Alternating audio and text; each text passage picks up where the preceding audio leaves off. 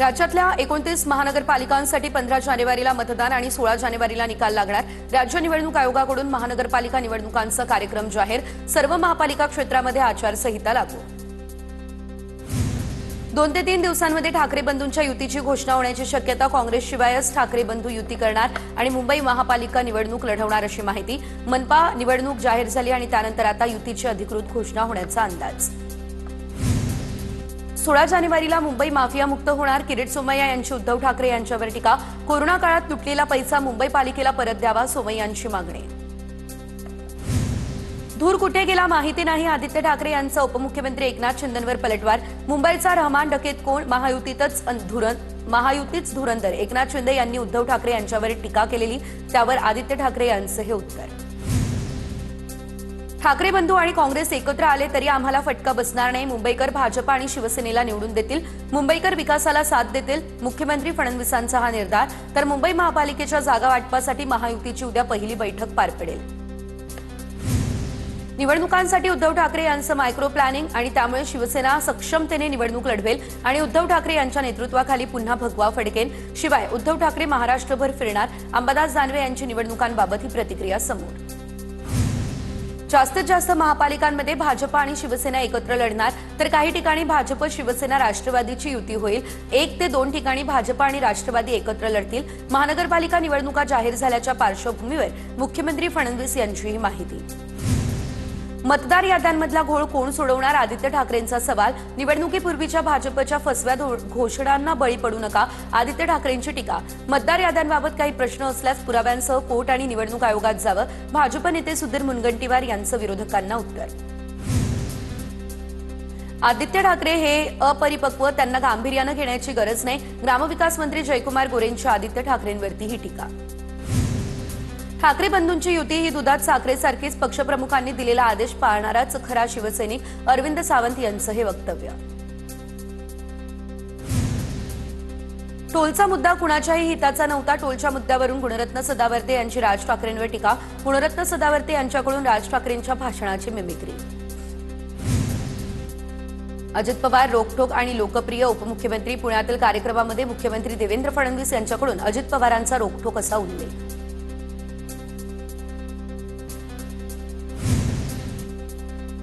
पुण्यात महाविकास आघाडी एकत्र निवडणूक लढणार, महाविकास आघाडीच्या नेत्यांच्या बैठकीत निर्णय। एकमेकांचे उमेदवार न पळवण्याचा आणि बंडखोरी टाळण्याचा निर्णय। समविचारी पक्षांबाबत पक्षश्रेष्ठींसोबत चर्चा, त्यानंतर सोबत घेण्याचा निर्णय होणार।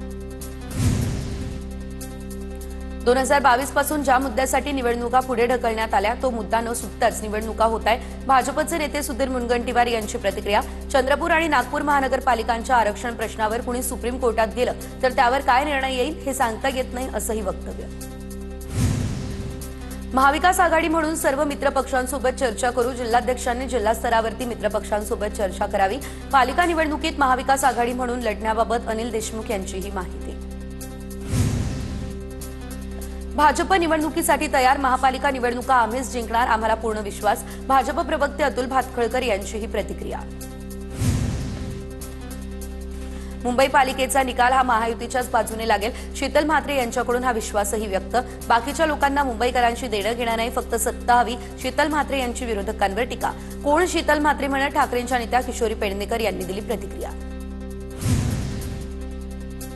कोल्हापूरमध्ये देखील अजित पवार यांच्या राष्ट्रवादीकडून स्वतंत्र लढण्याचे संकेत। शिवसेना भाजप एकत्र लढले तर मग आम्ही स्वबळावर लढू, हसन मुश्रीफ यांचं वक्तव्य। कोल्हापूर महापालिकेमध्ये महाविकास आघाडी म्हणूनच लढणार, सतेज पाटील यांची ही प्रतिक्रिया।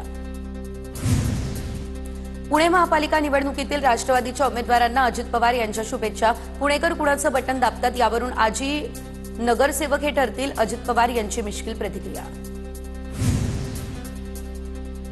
पुण्यात भाजपला आता अजितदादांची गरज वाटत नसेल, लोकसभा आणि विधानसभेला अजितदादांची गरज होती म्हणून त्यांना सोबत घेतलं। पुण्यात भाजप राष्ट्रवादी स्वतंत्र लढण्यावरून सतेज पाटील यांची ही टीका।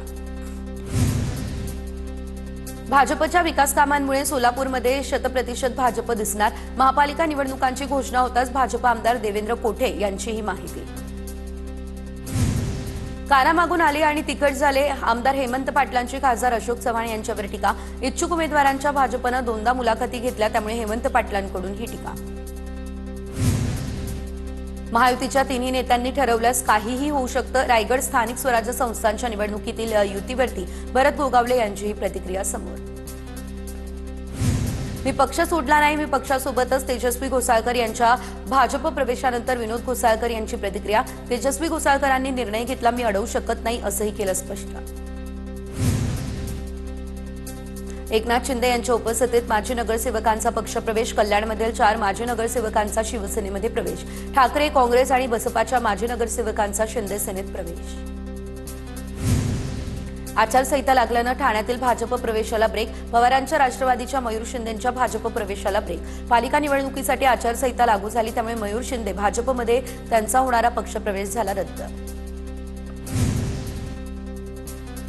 रायगड जिल्ह्यातील नागोठणे एसटी डेपोच्या नूतनीकरणाच्या कामाचं भूमिपूजन. मंत्री भरत गोगावले आणि मंत्री आदिती तटकरे भूमिपूजन कार्यक्रमात एकाच व्यासपीठावर. आम्ही चौकशीला सामोरे जायला तयार, जोपर्यंत चुकत नाही तोपर्यंत झुकत नाही, भरत गोगावलेंचं वक्तव्य. काही दिवसांपूर्वी गोगावलेंचा पैशांसोबतचा कथित व्हिडिओ दाखवून चित्रलेखा पाटलांनी केलेले गंभीर आरोप. आता गोगावलेंची चित्रलेखा पाटलांवर टीका. मालवणमधील निलेश राणेंनी केलेल्या स्टिंग ऑपरेशन प्रकरणी राज्य निवडणूक आयोगाची भाजप स्थानिक पदाधिकाऱ्याला क्लीनचिट. रोख रक्कम मतदारांना वाटप करताना निदर्शनास आले असते तर तो गुन्हा ठरला असता.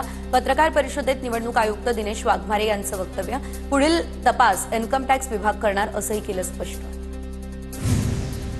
फलटणमध्ये माझ्या भगिनींना त्रास झाला तर काळा कोट घालून कोर्टामध्ये उभा राहील. रामराजे निंबाळकर यांचा विरोधकांना इशारा. महिलांवरील अन्यायाचं नाव काढू नका, या लोकांनीच गुंडांना तिकीटं दिली. रणजितसिंह निंबाळकर यांचं उत्तर. प्रकाश आंबेडकरांना एकनाथ शिंदे मुख्यमंत्री होतील असं वाटतंय. प्रकाश आंबेडकरांचे आशीर्वाद असतील तर शिंदे पुन्हा मुख्यमंत्री होतील. मंत्री गुलाबराव पाटील यांची प्रतिक्रिया. मराठा आंदोलक मनोज जरांगे पाटील राजधानी दिल्लीमध्ये दाखल. बीडचे खासदार बजरंग सोनवणे यांनी जरांगेंचे दिल्ली विमानतळावर स्वागत केले. जरांगे सर्वपक्ष खासदारांची भेट घेणार. मृत विद्यार्थी शौर्य पाटीलच्या कुटुंबाची जरांगे भेट घेणार. गोवा नाईट क्लब आग दुर्घटनेतील आरोपी लुथरा बंधू आज दिल्ली विमानतळावरती पोहोचणार. गोवा पोलीस, दिल्ली पोलिसांचं पथक विमानतळावरती उपस्थित असेल. आरोपींना विमानतळावरून थेट पटियाला हाऊस कोर्टामध्ये हजर केलं जाणार. काँग्रेसच्या महिला कार्यकर्त्यांकडून मोदी तेरी कब्र खुदेगीच्या घोषणा. अजित पवार यांच्याकडून निषेध व्यक्त. मोदींविरोधात केलेलं वक्तव्य अतिशय घृणास्पद. अजितदादांची प्रतिक्रिया. प्रधानमंत्र्यांविरोधात हिंसक भाषा हा विरोध नाही तर अराजकता. हिंसा आणि द्वेषाचं राजकारण देश स्वीकारणार नाही. काँग्रेस कार्यकर्त्यांकडून मोदींविरोधात केलेल्या घोषणाबाजीवर भाजप आमदार चित्रा वाघ यांची प्रतिक्रिया.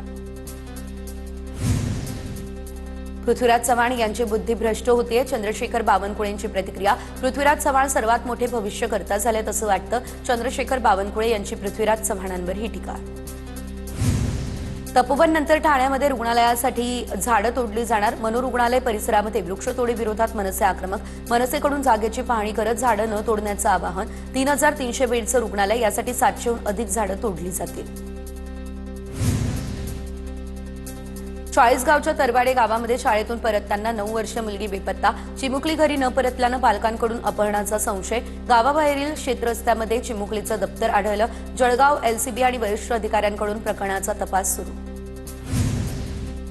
मुंबई हायकोर्टाबाहेर एका व्यक्तीकडून आत्महत्येचा प्रयत्न. प्रकाश सावंत नावाच्या व्यक्तीकडून पेटवून घेत आत्महत्येचा प्रयत्न. वकिलांसोबत झालेल्या पैशांच्या वादातून स्वतःला जाळून घेतल्याची माहिती. प्रकाश सावंत 50 ते 60% भाजल्याची माहिती. निवडणूक म्हटलं की लोक पाय सुद्धा चोपून देतील. मात्र आता निवडणूक संपली की तेच लोक तुमच्या गळ्यापर्यंत येतील. लातूरमध्ये बोलताना शिंदे सेनेच्या संजय राठोड यांचे विधान. नॅशनल हेराल्ड प्रकरणी आता दिल्लीमधील न्यायालयामध्ये आज सुनावणी. ईडीच्या आरोपपत्रामध्ये सोनिया गांधी, राहुल गांधी, सॅम पित्रोदा, सुनील भंडारे आदी महत्वाच्या व्यक्तींची नावं. पंढरपुरात एकाच कुटुंबातील तिघांचा शेततळ्यामध्ये बुडून मृत्यू. कुटुंबियांना माहिती न देताच मृतांचं पोस्टमॉर्टम केल्याचाही आरोप. कुटुंबियांकडून घातपाताचा संशय व्यक्त. माजी आमदार रमेश कदम यांच्याकडून कुटुंबियांसह पोलीस अधीक्षकांची भेट.